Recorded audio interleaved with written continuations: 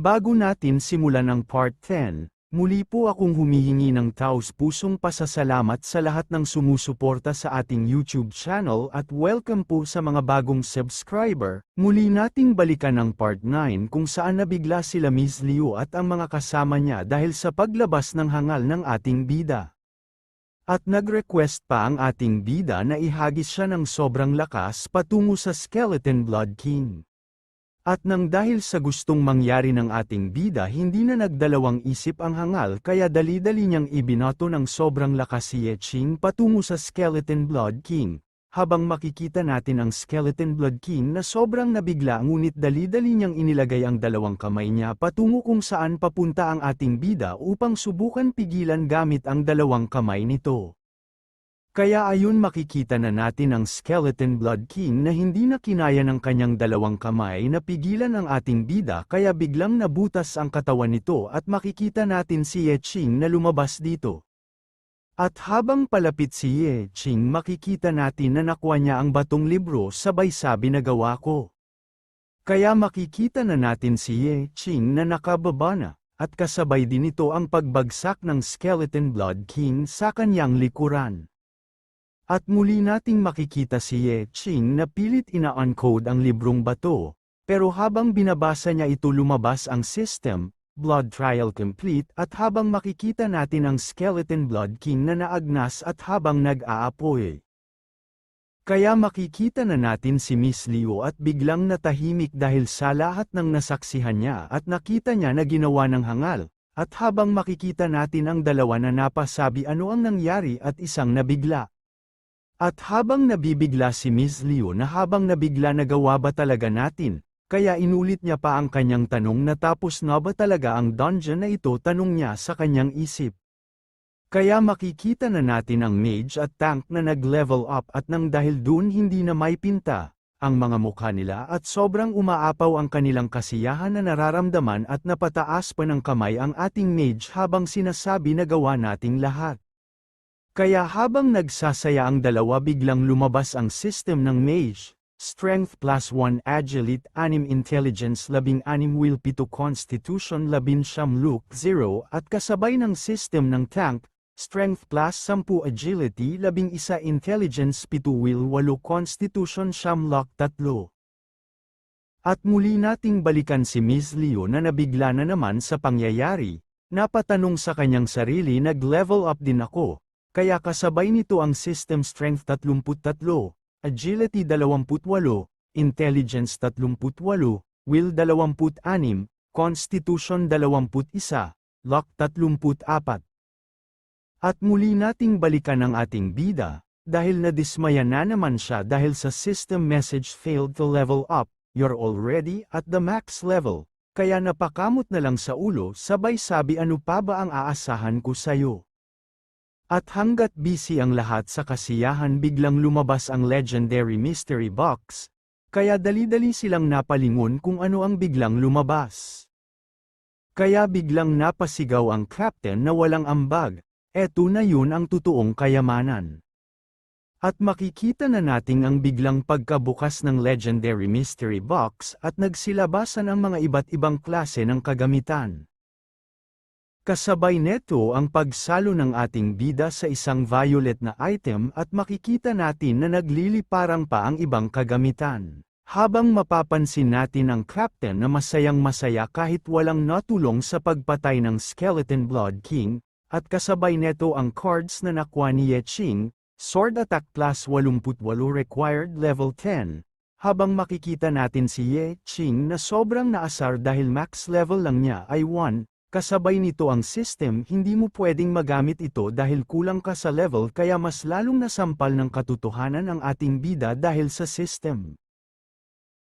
Kaya dali-daling tinapon ng ating bida sa sobrang asar niya sa system, kaya nung mas lalong nakita ni Ye Qing ang mga mas magagandang kagamitan, bigla na lang bumagsak ang luha niya sabay sabi lahat ng umiilaw sa aking harapan lahat ay walang pakinabang walang kwenta. Kaya nalungkot na naman ang ating bida. Kaya habang nag-moment pa ang ating bida, pinutol na ni Miss Liu ano nangyayari sa'yo. Kaya napakamot na lang sa ulo si Ye Qing sabay sabi wala lang wag mong pansinin yun. kaya nagsalita na ulit si Miss Leo dahil ikaw ang nakatapos ng Skeleton Blood King trial at ikaw ang pinakamalaking may ginampanan kaya karapat-dapat lang na ikaw dapat ang magbahagi ng lahat ng kagamitan.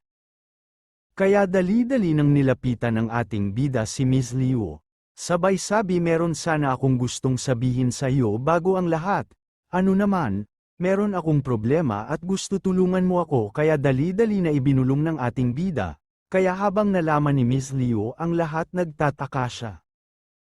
At makikita na natin ang labas ng entrance ng dungeon na sobrang dami ng mga bodyguard.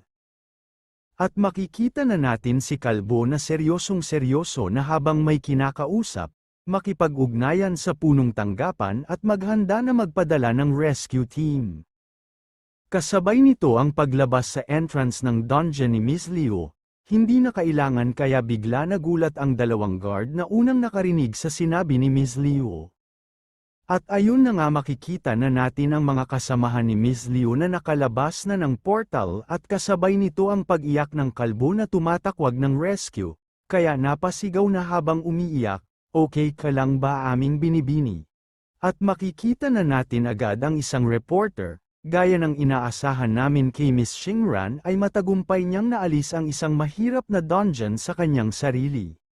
At habang tumatakbo naman ang kalbong guard ni Miss Leo, meron bang masakit sa iyo aming binibini? Meron ka bang mga sugat?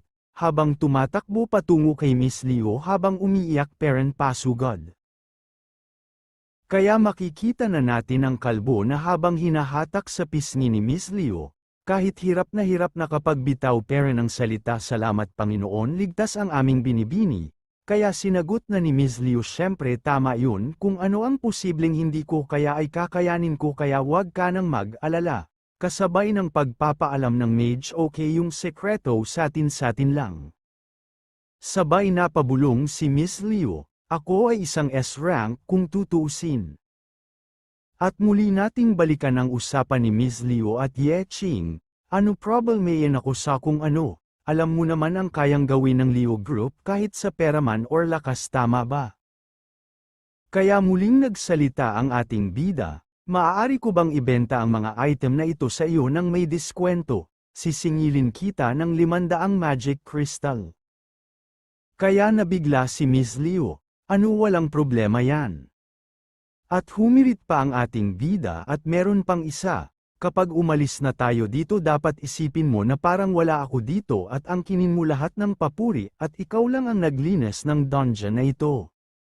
Kaya makikita na natin si Miss Leo na sobrang nabigla kaya napasagot na lang okay, na habang iniisip ano ba naman itong tao na ito siya nang magkakaroon ng karangalan ayaw pa. Kaya habang makikita natin ang dalawa, pahabol pa ni Yeching dun kayo magdaan sa kabila, at dito naman ako at patago upang wala makapansin sakin kung lalabas na ako sa dungeon. Kaya bigla naging seryoso si Miss Leo, itong lalaking ito bakit binibigay niya sakin ang lahat ng papuri, gusto niya ba ako magkaroon ng utang na loob sa kanya? At habang makikita natin ang buong dungeon na sobrang tahimik na, ngunit sa isang gilid mapapansin natin ang ating bida na umupo sa harap ng librong bato. At makikita natin na dadamputin ng ating bida ang librong bato ngunit iba pala ang nais na kina ng ating bida, ayun naman pala ang Skeleton Blood King na naging sobrang liit na kaya makikita na natin ang kamay ng ating bida patungo sa Skeleton Blood King. Kasabay nito ang seryosong mukha ng ating bida, na parang meron nan amang masamang binabalak sa Skeleton Blood King. Kaya makikita na nating ang ating bida na sobrang seryoso na parang gustong kumain ng buhay ikaw kahit isa kan alang maliit at basura at mahinang Skeleton Blood King meron ka naman halaga para sakin, na habang napapangisi. Kaya dali-dali nang pinatawag ng ating bida ang hangal. Kasabay nito ang system successfully recycled blood nightmare. Kaya makikita na natin ang mga kamay ng hangal habang hawak ang blood nightmare. Ikaw pinahirapang mo pa ang master ko gusto mong tirisin kita, kaya sobrang takot ng blood nightmare. Kasabay nito ang system, ability gained nightmare body consume life essence to summon a nightmare clone. The clone can imitate the host and deal or receive demonies.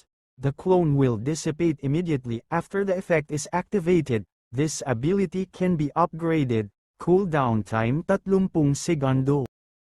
Kaya dali-daling sinubukan ng ating bida ang nakuha niyang bagong skill at makikita natin ang pagbalot ng dugo sa buong katawan ng ating bida.